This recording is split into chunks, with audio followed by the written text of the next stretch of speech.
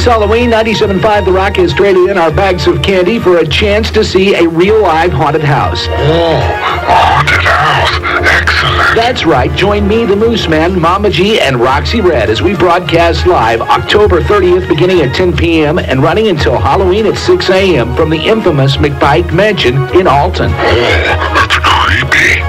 We will also be joined by supernatural historian Troy Taylor, who has authored 104 books on ghosts, hauntings, history, and crime in America. The Clinton County Paranormal Research Group will be on hand doing a live study of the Mcpike Mansion. And to be on the safe side, we have invited Sandy Little Lizard Corva, a Native American shaman. Be sure to tune in for this live radio event beginning at 10 p.m. on October 30th. We will also be asking questions from our listeners. To ask a question, please post it on our 97.5 The Rock Facebook page the night of the broadcast. I have many questions.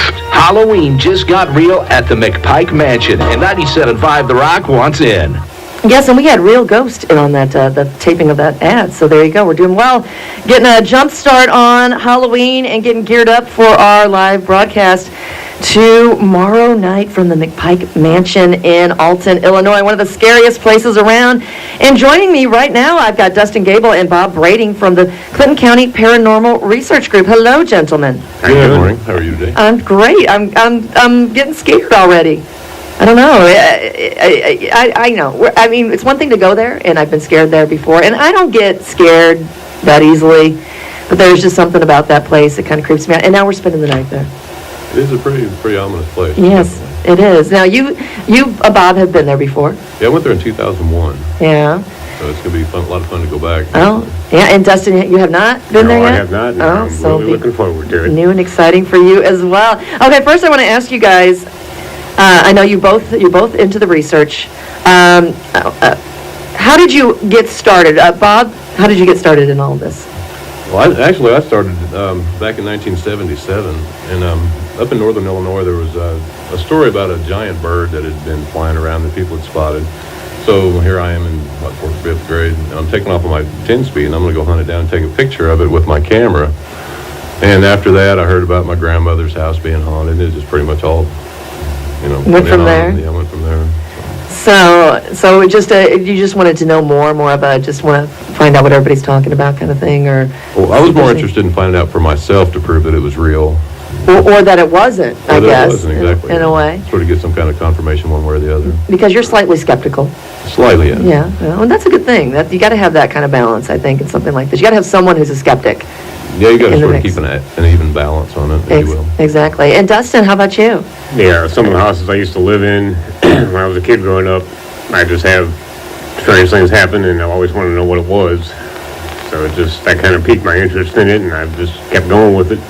Kind of a personal attachment to it in a way. Maybe Yes. find out there's more to what was happening than just coincidence, I guess. Exactly. Yeah, well, yeah, and it's so interesting, and I myself was I'm fairly skeptical. It's fun though for me. I think it's fun, and I explained a situation that happened with me at the Miners Theater in Collinsville where I saw something happen, and I think I've talked about this on the air before, and it wasn't that it scared me. I found it kind of fun. It was funny, and I had people tell me for years things happen there, and I'm like, yeah, whatever. And then when it happens to you, well, it's a different story. But so you've been doing this since the 70s, yes, ma'am. right? And Dustin, how long have you been involved in research? It was about 82. Yeah, so it's been quite a while for you as well. And now I know that everyone, I would assume most people by now have seen some of the ghost hunter shows and whatnot, and know, have a little idea of what you do when you go into research a site. But what kind of tools do you bring with you? What kind of tools will we be bringing tomorrow? You want to take that? Okay, we've got a K2 meters, night vision cameras, EMF detectors, audio recorders, cameras, motion sensing equipment. What do the K2 meters do? The K2 meter measures the electromagnetic field in the area where you're at. Okay, so it can tell you if it's energy from, I guess what I've seen before is they can, if there's an energy presence, they can either find out it's something like from electrical related, or if there's nothing in that area that is that could possibly be. It could be something else sending in that energy. Well, see, a lot of people think that just because their K2 goes off that there's a ghost, but the K2 can be affected by other things like walkie-talkies, people's cell phone antennas, stray radio waves. So it's not 100% sure that just because your K2 goes off that there's a ghost. Right. It's not as simple as like it is on television. Right, and that's good to know too. So you can, well, it could be this, it could be that, it could be explained in for lack of a better term, a practical reason. Exactly. Or I something. tend to look at things more just purely scientific because in the outcome, that's usually what most people will accept. Well, yeah, and that's good. And so we find out more and more. Maybe, some of it is, what we think is supernatural is actually scientific. I know a lot of places they say, I don't know if you've experienced this or if you talked about this, but some areas, the land or the geography of wherever you are, there's magnetic fields in the rocks, whatever the foundations of things that sometimes they think that can hold energy in, or I don't know. I saw something on that.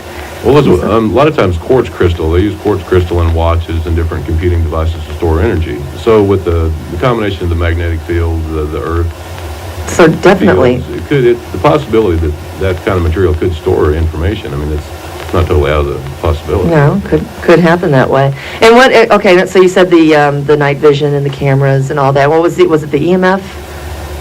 Is it the same thing as the K2, or is it? The K2 picks up electromagnetic field. Okay, what does the EMF do then? We have a couple different gauges. The K2 is a standard one that's got the lights that go across it. They always, they stick a quarter in it on ghost hunters to keep the button on. Yeah. There's also a black device that they use too that they hold up that just measures like a digital readout of the EMF field surrounding you. Now, here's a question I have for you. Sometimes they'll record sound. And are we going to be doing some of that too, asking questions and? Like EVP station? Yeah, that's what I was, yeah. And you don't hear it from your ear, but they play it back, and sometimes they've heard things. Has that happened with you guys before? Yes, quite often. Really? Yes, it has, yeah. Oh. That's usually most of the information that you get is normally their pictures or some kind of recording. Really? But the recording also, you have to watch that too, because whenever you're recording something, like with this station here, there's all kinds of different bands in between the frequencies that we're not aware of that could be used by the military or some other sort of establishment that we might be picking up thinking that this is, is paranormal. Yeah, which is not always, you about got to that. really think about all that stuff before you go out and say, yeah, this place is haunted. Exactly. I know a lot of people will give, say, oh, I saw a UFO. Well, you also live near an Air Force base type thing, or something like that. And sometimes they just can't be explained. But I found that interesting that there's things you're not going to pick up with your ear, but the recording devices will pick it up. What's the most interesting? Can you think about one, the more?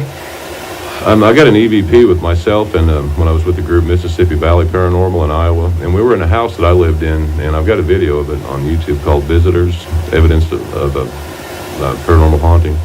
And I've got an EVP in there that there's me and another guy talking, but just as we're talking, you hear a now. Really? Loud, and it almost gives you goosebumps now, but there was two people in the house, and that came out over it.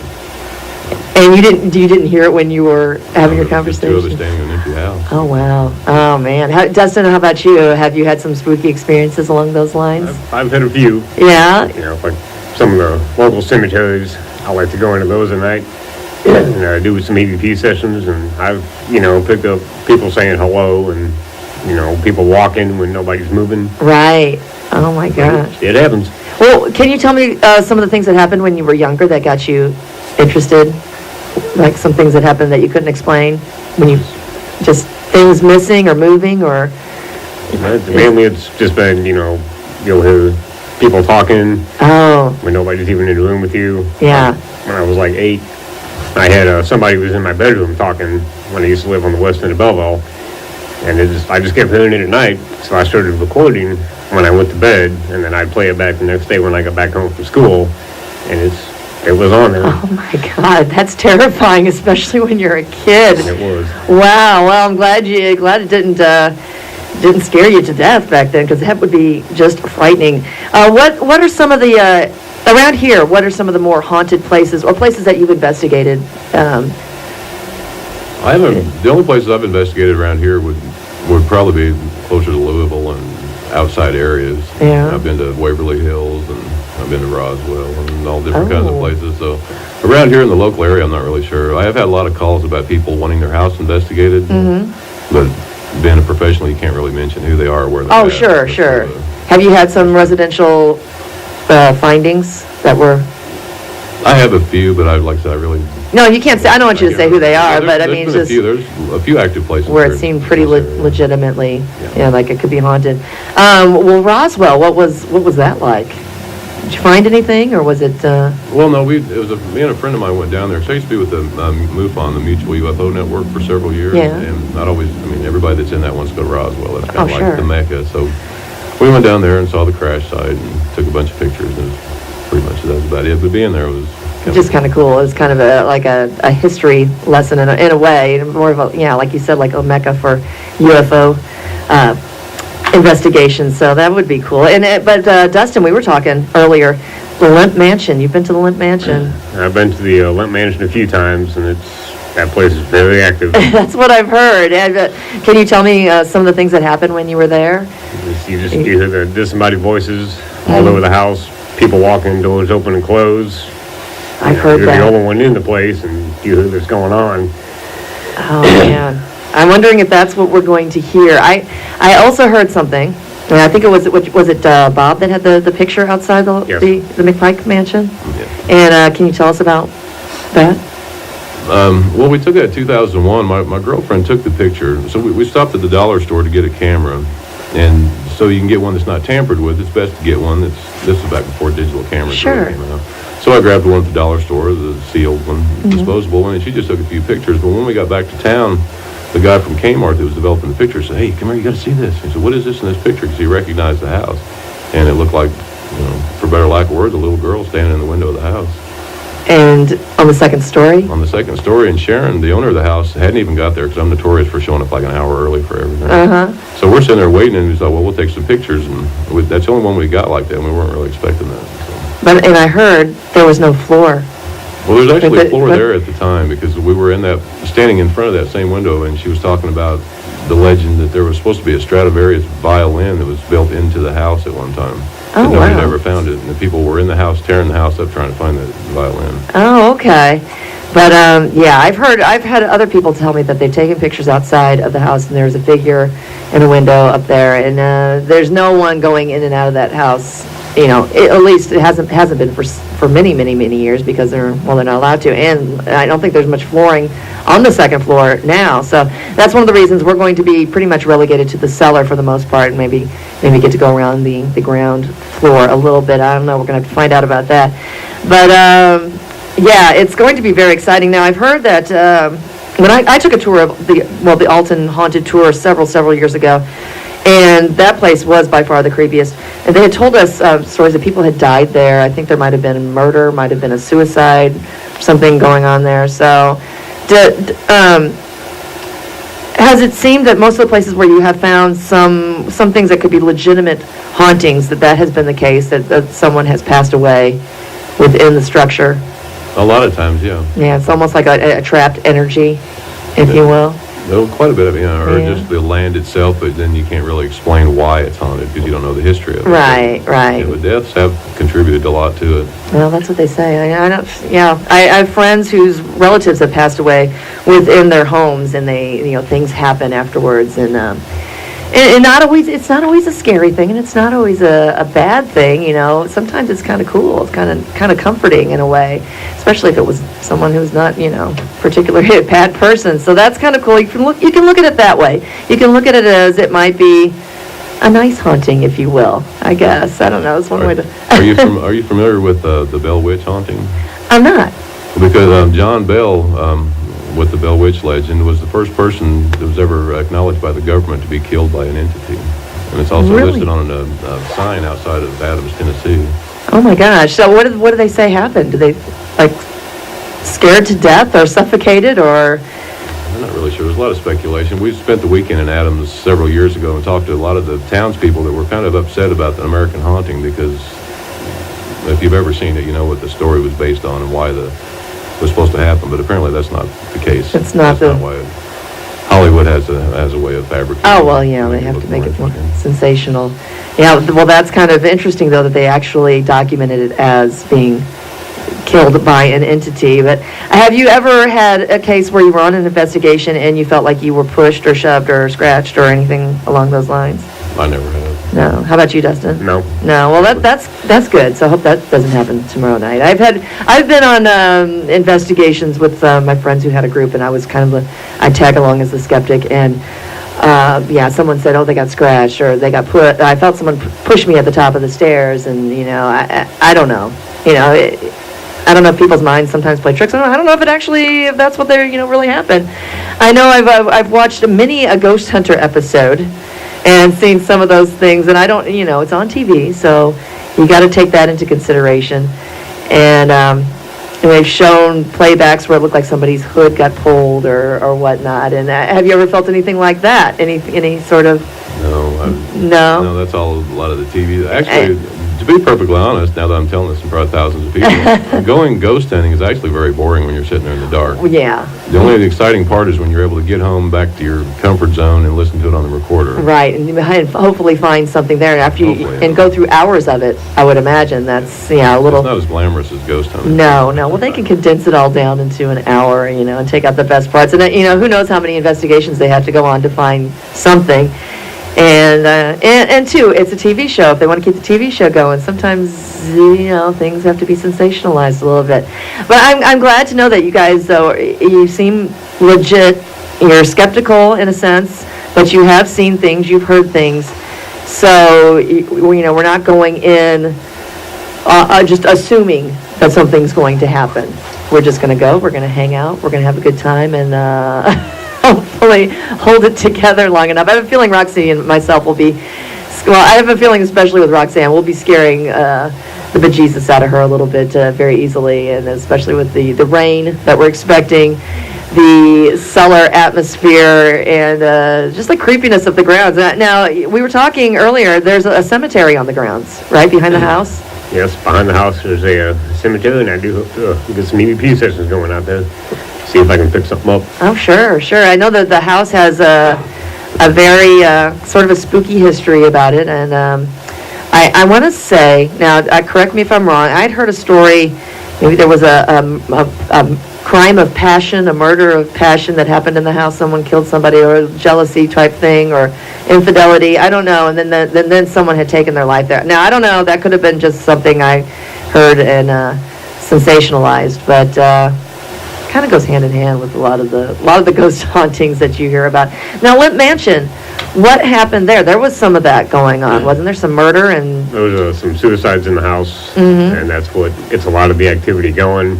Yeah, because wasn't one of the Limp family members had lost their mind or something. Yes. And I've heard that sometimes I think it's one of the restrooms there. You go in and sometimes people have seen someone in there, and it looked as if they. Like a quick glance of someone hanging themselves or something like that. I've heard something along those lines in the Limp Mansion. And that's a place, too. You can go and you can spend the night. They lock you in at night. Yes, they do. They do. Oh, spooky. Well, that is very, very cool. You guys have a website that they can go to? Clinton County Paranormal Research Group? On Facebook, it's Clinton County Paranormal Research. Just look us up, you'll find it. All right, and then we can find some photos and things like that on there. And get a hold of them if you'd like to have a little investigation done yourselves, right? They can do that, right? Yes, they can. Through the Facebook page. And oh, that's very, very cool. You can also contact Bob Rating at Overdrive Video on Facebook. There you go. You do video photography as well, which is very handy in the investigation. So you've got that's what got me started in photography, was ghost hunting a long time ago. So. Yeah. Well, that's very cool. And yeah, they can. They can reach you at overdriver64@yahoo.com. Get a hold of them on Facebook as well. And I've got Bob's information right here if you'd like to know more about the photography and video production. And I know you work with some music videos and things like that as well, like a little music background with your dad. And you started at a young age with that as well? When I was born, 5 minutes later, my mom would have gave birth to me in the studio. Oh my gosh. Kind of like that, yeah. So there you go. That's it. So where it all started, and it led you to this. And I got to tell you, I'm pretty excited. You guys excited? Are you It's gonna be a good pumped? night. It's going to be fun. We're going to have a shaman with us. We're going to have Troy Taylor with us. He's authored several books on the subject, and in particular on the Mcpike Mansion. So he's probably the one we need to we'll get some more info on the history of the house itself and find out what we can expect. And, oh, I'm scared. I don't know. I want to thank you guys for coming in, though. I don't know, is there anything else? Dave, is there any questions you have for me? None yet. No, I'm good. I just thank you for having us. So I No appreciate it. problem. Thanks for coming in, Dustin. Bob, it's great meeting you guys, and I look forward to tomorrow night. We're going to have a lot of fun, and it's good to know that you got a skeptical bone in your body, and that it's not going to be all, oh, did you see that? Did you see that? Did you see that? It's not going to be any of that, because, yeah. It won't be like Ghost No, Adventures. no, you're not going to, oh, yeah, you're not going to cuss out the ghost or anything, No, are you, I like promise. that? It's actually more, I would say this would be more about safety also because of the situation. You got to take that into account first of all, more than anything. Oh, definitely, because, yeah, you cannot come out and hang out with us. It's just our limited group here, because mainly for safety concerns. And it's not a good idea. So do not do that. Just listen to us on the radio, listen to us online at WDLJ.com. You can stream that from wherever the internet is available. And we'll be rebroadcasting some of this on Halloween Day as well. So do not try to find us. Just don't do it. We'll sick the ghost on you or something. I don't know. Hopefully they won't. We'll just redirect them in your direction. So don't do that. But we're going to have a great time out there. I want to thank you guys once again for coming in. I look forward to tomorrow. Everyone, tune in for that. It's going to start at 10 p.m. and we're going to stick around until the morning. So I don't know how well we'll be handling the day shifts on Thursday, but I guess you guys have the day off the next day, going to be able to sleep Yes, a little we bit. do. I work every day pretty much on videos and stuff, so no. But you got your own schedule. I'm a little jealous right now. I may have to call in sick. Shh, don't tell them. But we're going to get that all going tomorrow. Thanks again, guys. We're going to get back into the music right now with Cheap Trick.